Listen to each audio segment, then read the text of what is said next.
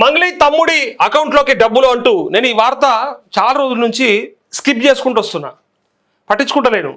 ఎందుకులే ఇవన్నీ వస్తూ ఉంటాయి పోతూ ఉంటాయి అని. కానీ కొన్ని వీడియోలు చూసిన తర్వాత డెఫినెట్గా మాట్లాడాలని అనిపించింది. పైగా చాలామంది నాకు కామెంట్స్ కూడా పెట్టారు, అన్న మంగ్లీ ముచ్చడి చెప్పు, మంగ్లీ ముచ్చడి చెప్పు అంటే, ఇగో మంగ్లీ ఎన్ని నీతులు చెప్పింది, ఎన్ని మాటలు మాట్లాడింది. ఒకనాడు మనం మంగ్లీకి సపోర్ట్ చేసినాం. ఎందుకు సపోర్ట్ చేసినామంటే, ఇక్కడ తను ఒక ఫామ్ హౌస్లో ఇచ్చినటువంటి పార్టీలో సరే తన కుటుంబ సభ్యులు ఉన్నారని చెప్పుకొని దొరికిన 4-5 బాటిలను పట్టుకొని మొత్తం ఇలా డ్రగ్స్ అని, గాంజా అని, ఇదని అదని నన్ను మీడియా బ్లేమ్ చేసింది అంటే ఆనాడు నేను సపోర్ట్ చేసిన.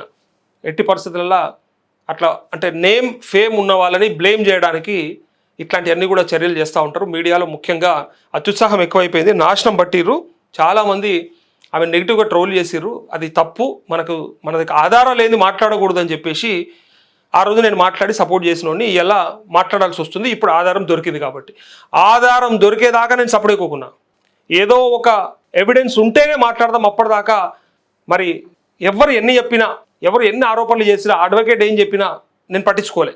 కానీ ఇలా మంగ్లీ తమ్ముడి అకౌంట్లకి డబ్బులు 3 సార్లు, ఒకసారి కాదు 2 సార్లు కాదు 3 సార్లు వచ్చినాయి. వచ్చిన వెంటనే విత్డ్రా కూడా అయినాయి.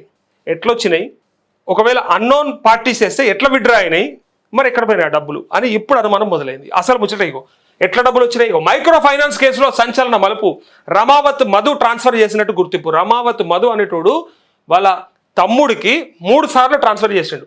వివరాలు ఇవ్వాలంటూ బ్యాంకులకు లేఖలు. ఇగో సింగర్ మంగ్లీ ఆరోపణలు ఎదుర్కొంటున్న మైక్రో ఫైనాన్స్ కేసు మరో సంచలన మలుపు తిరిగింది. ఈ కేసులో ప్రధాన నిందితుడిగా ఉన్న రమావత్ మధు అకౌంట్ నుంచి మంగ్లీ సోదరుడు శివ చౌహాన్ ఖాతాకు డబ్బులు బదిలీ అయినట్టు పోలీసులు గుర్తించారు. అయితే ఈ డబ్బు ఇగో ఒకసారి చూడండి. ఇక ఇప్పుడు చెప్పండి. ఇక అబ్బా, ఇక అసలు మంగ్లీ ఏమన్నా యాక్టింగ్ చేసిందా? వాళ్ళ తమ్ముడిని పట్టుకొచ్చే కదా ఆ రోజు మీడియాలో చూపించింది. గని ఇగో మా తమ్ముడు ఇగో వీడేనా, ఇగో వీడేనా అని ఇట్లా బుగ్గలు పట్టుకొని మరీ చూపించింది. ఇట్లా మా తమ్ముడు వీడేనా, అట్లా కనిపిస్తుండా, ఇగో వీడే కదా అని చెప్పి. ఆ వీడియోలో ఉన్నాడు వీడు ఒకటేనా అని చెప్పి అంటుంటే నేను అనుకున్నా నిజంగా ఆవేదనతో అంటుంది, ఏడుస్తుంది, కలనీళ్ళు పెట్టుకుంటుంది అంటే సరే కొంత నమ్మకపోయినా కొంత నమ్మినా. చెప్పలేం, కొన్నిసార్లు సెలబ్రిటీల మీద ఇట్లాంటివి వస్తూ ఉంటాయి. సరే అది ఫైనల్గా వాళ్ళు ప్రూవ్ చేసుకుంటే తెలిసిపోతుంది అని చెప్పి అనుకుంటే తీరా చూస్తే ఇవాళ మరి వాళ్ళ తమ్ముని అకౌంట్లకు పైసలు వచ్చినాయి. ఎట్లొచ్చినాయి మరి? ఇప్పుడు ఏం మాట్లాడుతుంది, ఇప్పుడు ఏం చెప్తుంది? ఇగో ఫైనాన్స్ వ్యవహారంలో వసూలు చేసిందా కాదా అన్నది నిర్ధారణ కావాల్సి ఉంది. ఎక్కడికి వెళ్ళి వచ్చినాయి మరి ఆ డబ్బులు, ఆ విషయం చెప్పాలి. ఒక్కసారి కాదు 2 సార్లు కాదు 3 సార్లు వచ్చినాయి.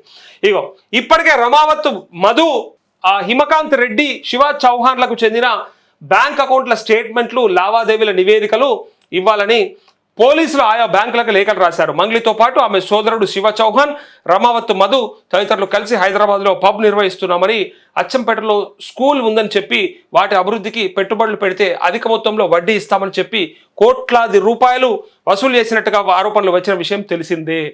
అయితే చెప్పినట్టుగా ఏ ఒక్కరికి వడ్డీ బాధితులు తెలిపారు ఇవ్వలేదని.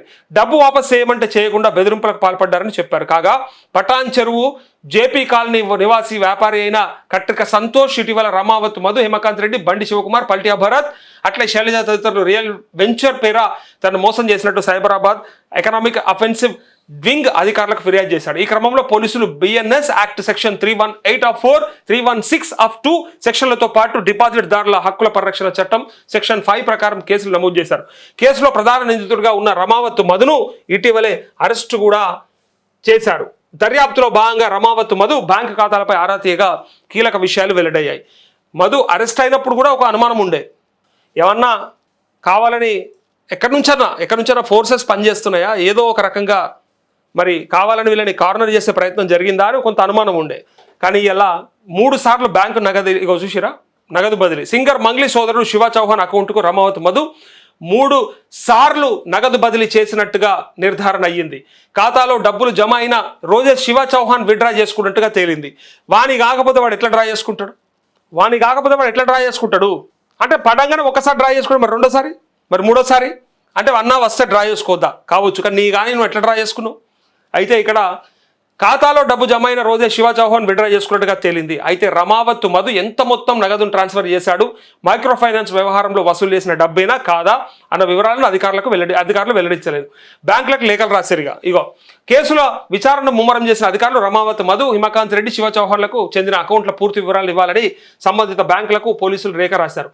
మరోవైపు నిందితులతో తమకు ఎలాంటి సంబంధం లేదని, ఈ కేసులో తమ పేర్లను అనవసరంగా లాగుతున్నారని మంగ్లీ ఆమె సోదరుడు శివ చౌహాన్ చెప్తున్నారు. ముందు ముందు ఈ కేసు ఇంకెన్ని మలుపులు తిరుగుతుందో చూడాల్సిందే అంటూ మంగ్లీ చెప్పేటి నీతులు చేసేటి గిట్లా.